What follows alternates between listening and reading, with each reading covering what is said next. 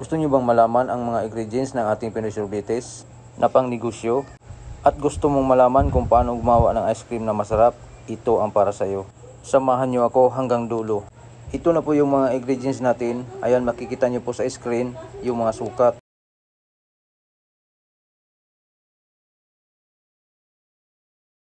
So ang una natin gagawin ay ilalagay na natin yung kasaba dyan sa may tubo natin.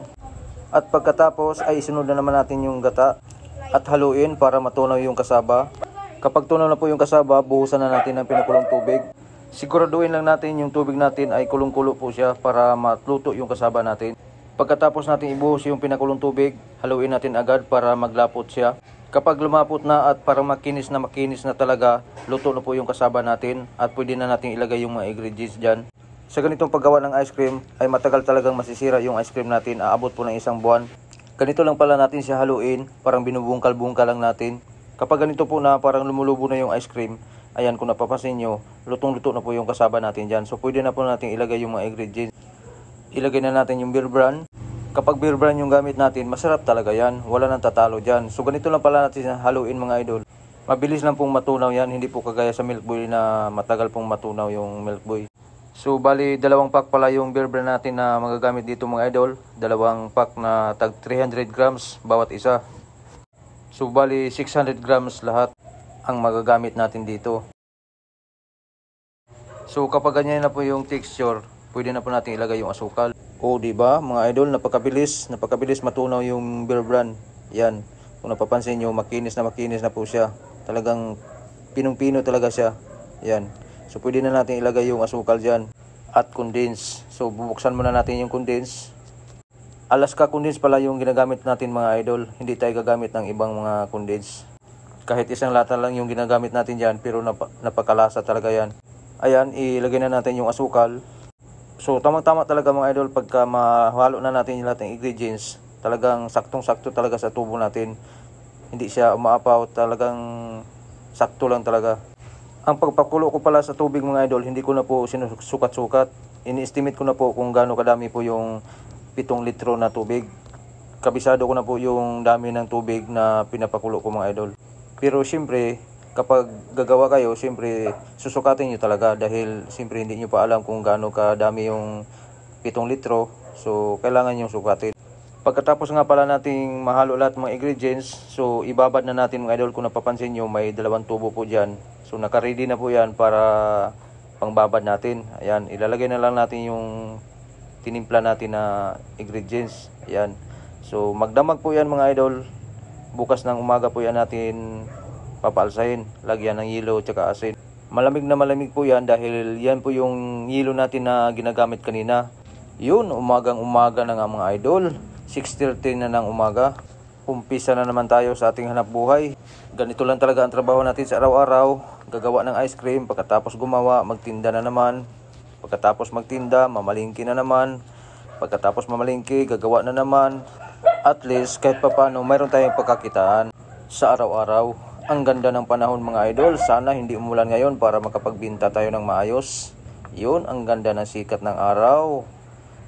Yun. At ito na nga, dumating na yung yelo na in-order ko. Yung yelo pala namin dito mga idol, bloke-bloke. Ayan, kung napapansin nyo yung ganyan kalaki, 70 pesos po yan. So ayan mga idol, dudurugin na natin yung yelo natin para makapag-umpisa na tayo. Yan, lalagyan natin ng yelo dyan. Una natin ilagay yelo, tapos asin. Pagkatapos asin, yelo na naman ulit. Hanggang sa mapuno po yan. Tapos pagka mapuno na yan, tatanggalan na natin ng takip, tapos haluin. Diyan na natin siya papalsahin mga idol. So mahaba-haba po yung proseso dyan sa pagpapalsa dahil hindi po basta-basta yung pagpapalsa dyan. Lalong-lalo na po pagka hindi nyo pa kabisado yung pagtimpla ng kasaba. Kapag matigas po yan, kapag sobrang lapot, talagang matigas po talaga siyang hahaluin. Mahirapan po tayo. Pero kung may makina po kayo, hindi na po kayo mahirapan maghalo. Mayroon nga palang nagsabi sa akin mga idol na bakit hindi ako gumagamit ng makina. So unang-una mga idol, wala pa po akong pambili ng makina. Pero para sa akin, mas komportable po ako dito sa ganito pong mano-mano. Dahil yung ice cream ko, maganda po yung kakalabasan, maganda po yung texture. Kinumpara ko kasi yan sa gumamit ako ng makina at yung mano-mano. Mas maganda talaga yung sa mano-mano kaysa sa makina. Na subukan ko na rin gumamit ng makina mga idol dahil yung bayaw ko mayroon po siyang makina. So, dito kasi sa mano-mano nakakatipid tayo sa yelo at asin kasi hindi na tayo maglagay ng yelo at asin doon sa makina. Ayan, kung napapansin nyo, yan, diretso na po yan mga idol. Yung yelo na nilagay ko dyan, tsaka yung asin, diretso na po yan hanggang sa pagtinda ko na po yan. Yan, hanggang sa maubos na po yung ice cream ko dyan, yun na po yung asin na yan, tsaka yung yelo na yan na nagagamit ko dyan. So kapag may makina tayo, yung yelo na ginamit ko dyan, ganun din kadami yung yelo na ilalagay natin sa makina. O diba, napakalaki ang matipid natin kapag mano-mano ang paggawa natin. Mayroon din palang nagtatanong sa akin kung ilang minuto haluin papaalsahin yung ice cream kapag mano-mano.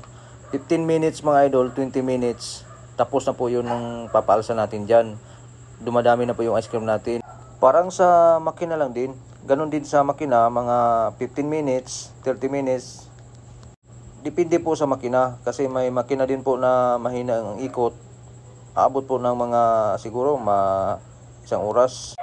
May makina po na mabilis ang ikot, so napakabilis, 15 minutes, 20 minutes. So kukunin na nila yung dyan, ice cream. Punong-puno na po yung banyera niyan. So ayan, tatanggalin na natin yung takip. Kung napapansin nyo mga idol, yung isang tubo wala pong laman. Yung dalawang tubo na po ang may laman dyan. Yan, yung tinimpla natin na ingredients. Kasi yan lang yung papalsin natin, yung dalawang tubo. Kapag dumami na po yan, yung dalawang tubo dyan, yung isang tubo na yan, lalagyan na lang natin siya para makagawa tayo ng 3 flavor. Ayan, kung napapansin nyo, yung nilagay ko dyan mga idol, kalang po yan. Kailangan po natin lagyan yan dahil kapag magtubig na po yung yelo na sa ilalim dyan mga idol, yung pinakailalim, yung tubo na yan, aangat po yan kapag wala yung kalang. Kaya kailangan talaga yung kalang na yan na ilalagay natin dyan. Ayan, yung ice cream natin, kung napapansin nyo, wala po siyang bula-bula mga idol. Yan po yung ice cream na maganda talaga ang texture kapag matigas na po. Hindi po siya magaspang. O, diba? Pagkatapos natin papalsahin, ito na mga idol, matigas na po yung ice cream natin. So, kapag ganyan na po mga idol na matigas na po yung gilid, kailangan natin na balukayin na naman yan. Balukayin natin yan. Kung tatanungin nyo, bakit kailangan balukayin? Para yung sa gitna mga idol, malambot pa kasi yung sa gitna. Ayan, kung napapansin nyo, yung gitna, malambot pa po yan. Kapag mabalukay na natin yan, magpantay na po yung tigas niyan. Ayan mga idol, tinitesting na natin yung ice cream natin. Ayan, kung napapansin nyo, napakabilis lang. Ini-scoop na natin. Yan, avocado, chocolate, cookies ang rim, yung flavor natin dyan. Wow, napakasarap ng ice cream. Lalong-lalo na ngayon, sobrang init. Sana maubos yung ice cream natin ngayon. Ang pag-scoop pala dito mga idol, ayan, kung napapansin nyo, parang ilalaglag mo lang siya sa baso, wag mo lang siyang idiin. O diba, mabilis mapuno yung baso kapag ganyan ang pag-scoop mga idol.